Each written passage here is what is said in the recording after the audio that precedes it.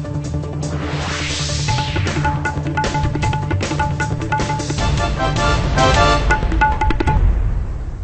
तक की सबसे बड़ी खबर बीना से मिल रही है, जहां बीना नगर पालिका में चुनाव की आरक्षण प्रक्रिया में धांधली को लेकर कांग्रेस के वरिष्ठ नेता प्रदीप राय ने आरोप लगाते हुए प्रेस कॉन्फ्रेंस की। जिला निर्वाचन आयोग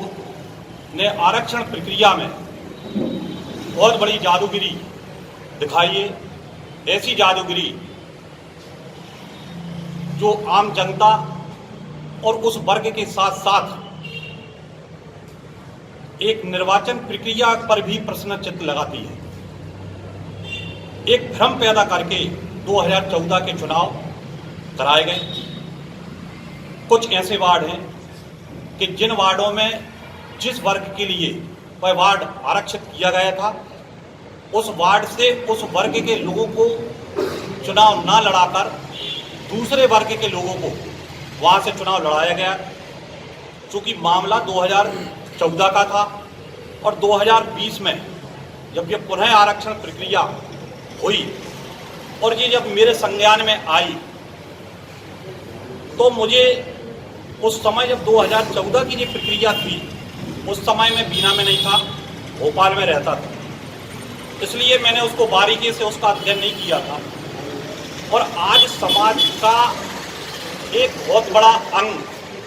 आप लोग हो, मीडिया जो दिखाती है, लोग उसको यथार्थ और सत्य मान लेते हैं। ऐसी जब आरक्षण प्रक्रिया हुई और पेपरों में जब आया कि ये वार्ड इस चीज के लिए आरक्षित है, महिला के लिए आरक्षित है, तो लोग वस्तु स्थिति में या निर्वाचन आयोग से उसकी सर्टिफाइड कॉपी या निर्वाचन आयोग से उसकी सही जानकारी नहीं लेने के बजाय जो पेपर में जो छपता है, मीडिया में आता है, उसको सही मान के अपनी तैयारी करने लगे। 2011 की जनगणना के अनुसार जो चुनाव कराए जाने थे 2014 में और 2020 में निर्वाचन आयोग द्वारा, उस आरक्षण में मेरे वार्ड क्रमांक 18, जहां से मैं 2 बार पार्षद रहा हूं, 1999 में और 2009 में, उस वार्ड को 2014 की आरक्षण प्रक्रिया में अधिकृत रूप से पिछड़ा वर्ग दर्शाया गया कि वह सीट वार्ड क्रमांक 18 पिछड़ा वर्ग के लिए आरक्षित है, परंतु यहाँ पे उस वार्ड में अनुसूचित जाति महिला का चुनाव करा दिया गया।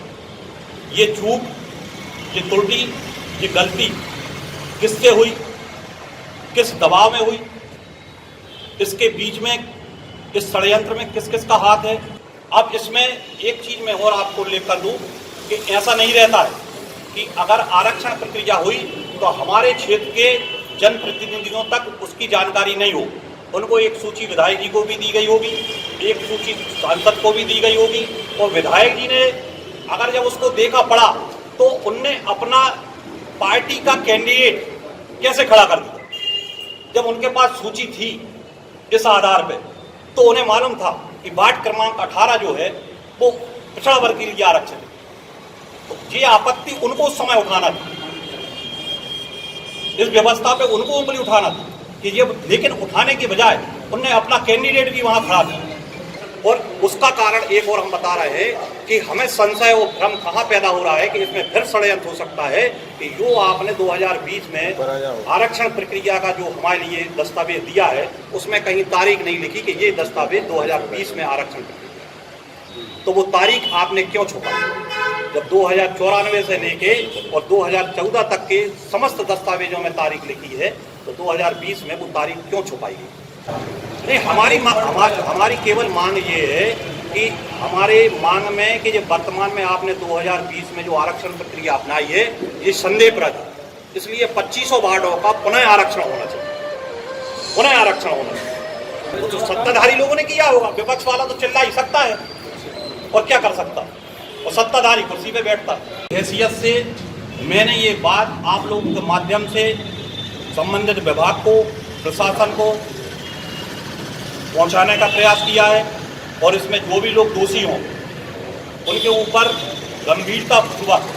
क्योंकि निर्वाचन से संबंधित, एक तंत्र व्यवस्था से संबंधित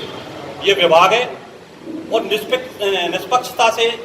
ये कार्य नहीं किया गया, ये स्पष्ट है।